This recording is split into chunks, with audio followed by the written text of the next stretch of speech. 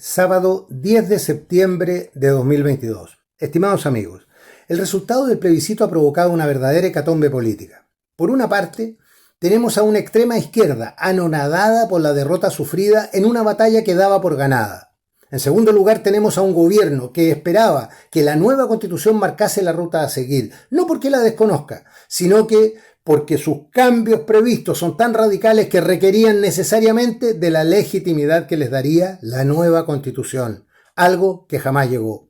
Luego tenemos a una centroizquierda o exconcertación dividida entre quienes fueron por el apruebo y los que lo hicieron por el rechazo, sumándose los primeros a los lamentos de sus socios, pero al mismo tiempo frotándose las manos ante la oportunidad que les brinda la debilidad en que queda la coalición gobernante, sabiendo que a esta no le quedará otra cosa que seguir recurriendo a sus servicios.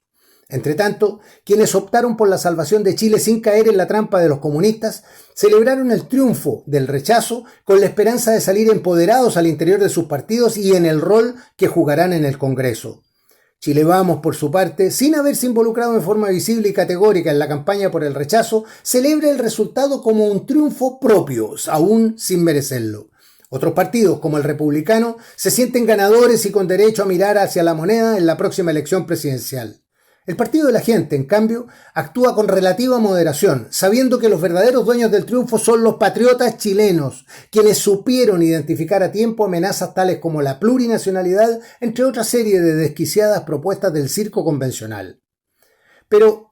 apenas a una semana del plebiscito, la situación aún no se estabiliza, con el gobierno tratando de defender la posición mientras induce al Congreso a reiniciar un proceso constitucionalmente acabado, ofreciéndoles el apoyo que se requiera. La exconcertación saca cuentas alegres, sintiéndose dueña de una nueva oportunidad, sin respetar la voluntad popular y anhelando mejorar su propia posición en este juego de tronos criollo. Chile Vamos, manejado a su antojo por un pequeño grupo de dirigentes cada vez más alejados de sus bases, se sumerge en las aguas turbulentas de una nueva aventura constituyente sin medir las consecuencias que ello tendrá para el país y para sus partidos.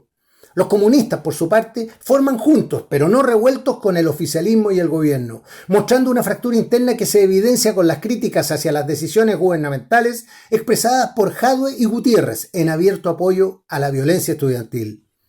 El Frente Amplio se ve cada vez más postergado por los convidados de piedra de la exconcertación, aquella coalición que tanto criticaron y a cuya sombra se erigieron como alternativa. Mientras los políticos tratan de conseguir el mejor asiento frente al escenario, la violencia callejera marca lo que puede ser el comienzo del fin de la coalición gobernante, utilizado una vez más como mecanismo de presión para torcer la mano del gobierno y poner en jaque a los parlamentarios. De este modo, se mantiene un artificial cuadro de demandas insatisfechas que empuja a moros y cristianos hacia la búsqueda de soluciones improvisadas con las que buscan imponernos la voluntad de una minoría antisistema. No hay que ser mago para vincular el actuar de los grupos violentistas con los comunistas, al ver la forma en que se combina con porfía inigualable la agitación y la propaganda, a través de las cuales están poniendo sobre aviso a la clase política, diciéndole que, al igual que en el 2019, si no se satisface sus deseos, la reacción popular irá en aumento. Pero eso no es todo. Junto con mantener el apremio de la calle, los comunistas no se muestran dispuestos a reconocer la derrota y siguen en batalla, esta vez aplicando la fórmula que les dio el poder en Venezuela y en Bolivia. Esto es, persistiendo en la redacción de una nueva constitución, la cual es ofrecida como cebo a una clase política ansiosa de meter mano en la distribución del poder y asegurar su permanencia en él. Sin querer queriendo, los partidos de la desconcertación y las cúpulas dirigentes de Chile Vamos pavimentan el camino a quienes fueron brutalmente rechazados por la ciudadanía, brindándoles, como el programa de farándula, otra oportunidad, hasta que por cansancio logren imponernos el modelo chavista. A diferencia de los inexpertos pulmones vírgenes de los frenteamplistas y la ciega ambición de los políticos en general, la azarosa vida de los comunistas les ha enseñado a aprovechar la experiencia. Y así lo hacen, aplicando la forma en que Chávez y Evo Morales lo hicieron en sus países mediante la reacción tardía de una constitución de apariencia blanda, pero no menos fuerte, luego de haber sido derrotada la propuesta anterior en un plebiscito. Manteniendo un pie en el gobierno y el otro en la calle, los comunistas tienen vigente en nosotros la incertidumbre, causando grave daño a la economía y poniendo en jaque al Ejecutivo y Legislativo. Cabe señalar, sin embargo, que la actual fuerza de los comunistas no es la misma con la que contaron en el 2019 y los recursos financieros con los que alimentaron la insurrección no fluirán tan fácilmente como en aquella ocasión. El masivo rechazo en el plebiscito los dejó sin poder contar con sus bases populares para sacarlas a la calle, siendo muy poco probable que consigan una participación masiva de pobladores en disturbios callejeros. Las barras bravas, contratadas en ese entonces por dinero o droga, probablemente no se interesarán en una lucha que los puede llevar a la cárcel, atendiendo al fracasado indulto para las primeras líneas.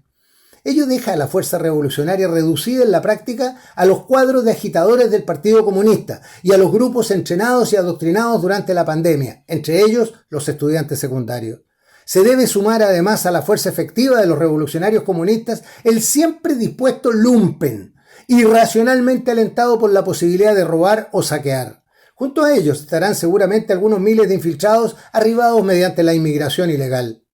El mayor peligro radica, sin embargo, en las antiguas organizaciones terroristas hoy reactivadas, como también aquellas de reciente creación, las cuales serán puestas en acción cuando sea necesario aumentar la presión. Ello puede ocurrir, por ejemplo, si el gobierno tiene la mala idea de cargarse hacia el centro o abandonar las banderas de la lucha proletaria. Ahí la cosa se pondrá fea, trayendo a primer plano a grupos tales como el MIR, el Frente Terrorista Manuel Rodríguez, el Movimiento Juvenil Lautaro y otros similares.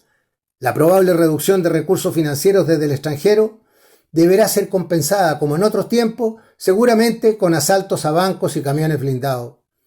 En la Araucanía, la peculiar movida con la captura de Héctor Yaitul, destinada probablemente a ganar votos para el apruebo, quedó atrapada en su propia trampa debido a la aplastante victoria del rechazo, gravitando sobre las decisiones de jueces y fiscales para impedir o disminuir liberaciones anticipadas o beneficios inéditos como los que hemos visto. Con un resultado en la macrozona sur por sobre el 80% en favor del rechazo, el gobierno enfrenta un problema descomunal al no poder usar artimañas como las que utilizó en favor de los terroristas sin provocar fuertes reacciones en la población. A raíz de ello, y pensando en que Yaitul puede recibir penas de largos años de cárcel, no debería sorprendernos si en los próximos meses o semanas debamos ser testigos de su fuga o rescate, al estilo del conocido escape de terroristas desde la cárcel en helicóptero.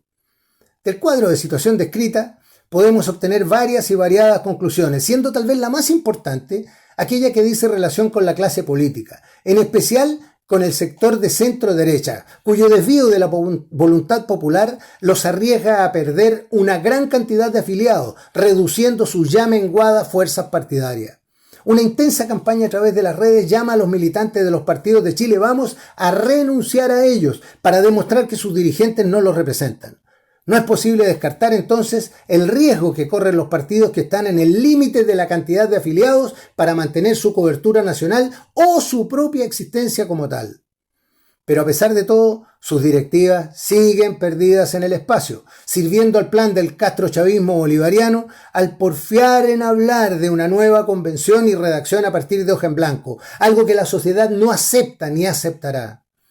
Otra conclusión se refiere a los efectos de la continuación de la violencia, uno de los cuales será poner a prueba a la flamante ministra del Interior, quien deberá tomar decisiones críticas que pueden poner en riesgo su continuidad y la del mismo gobierno. Si no hace nada frente al vandalismo estudiantil, es posible que se vea acusada constitucionalmente por grave abandono de deberes. Si por el contrario decide y respalda debidamente el empleo de la fuerza policial y se producen víctimas de cualquier tipo, su destino caerá en las garras del Partido Comunista, quien junto con vengarse de su origen político encontrará en ello la oportunidad para abandonar una coalición gobernante que le resulta evidentemente incómoda, debido a la presencia creciente de las galletas de la concertación. Pasar a la oposición rebelde es para los comunistas un camino mucho más cómodo que seguir empujando un carro con ruedas cuadradas, como el que ofrece la ignorancia e inmadurez de sus socios frente amplistas. También es posible concluir que el Congreso enfrentará seguramente su propia crisis, al existir posiciones contrapuestas dentro de cada partido, separando a quienes estuvieron por el apruebo de los del rechazo. Son estos últimos quienes deben cuidar la interpretación del triunfo alcanzado sin caer en la tentación de hacer lo suyo y robárselo a la gente, que a través de su mayoritaria asistencia a las urnas validó un mandato tan claro y contundente que no permite segundas lecturas.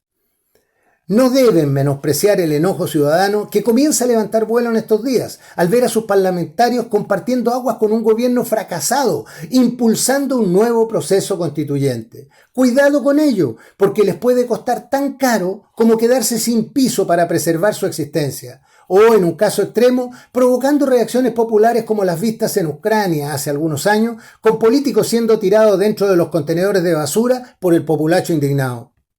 No es posible que no hayan entendido el mensaje de la ciudadanía, dando la impresión de que las ambiciones superan a la razón y llevan a algunos a buscar figurar como conciliadores o componedores de lo que nadie les ha pedido componer. Es el momento de que hagan un alto en la jornada para evaluar cuál es su obligación, vinculándola a la voluntad mayoritaria expresada por el pueblo de Chile. Lo que diga Boric y compañía no es más que el grito de un ahogado, siguiendo un modelo conocido y que debe ser tratado con lo único que merece continuar, el rechazo más absoluto a la intentona totalitaria. Que la clase política no cometa el error de imponer un nuevo camino constituyente, so pena de ser acusados de dar un golpe de Estado para apoderarse del país en contra de la voluntad ciudadana. Ojo con ello, que el valor incalculable de la legitimidad radica ahora en la decisión soberana del pueblo de Chile y no en lo que diga o haga un sector minoritario, aunque se encuentre en el gobierno o en el Congreso. Ojalá los políticos sean capaces de entenderlo y de sacar sus propias conclusiones al respecto. Soy Patricio Quilot.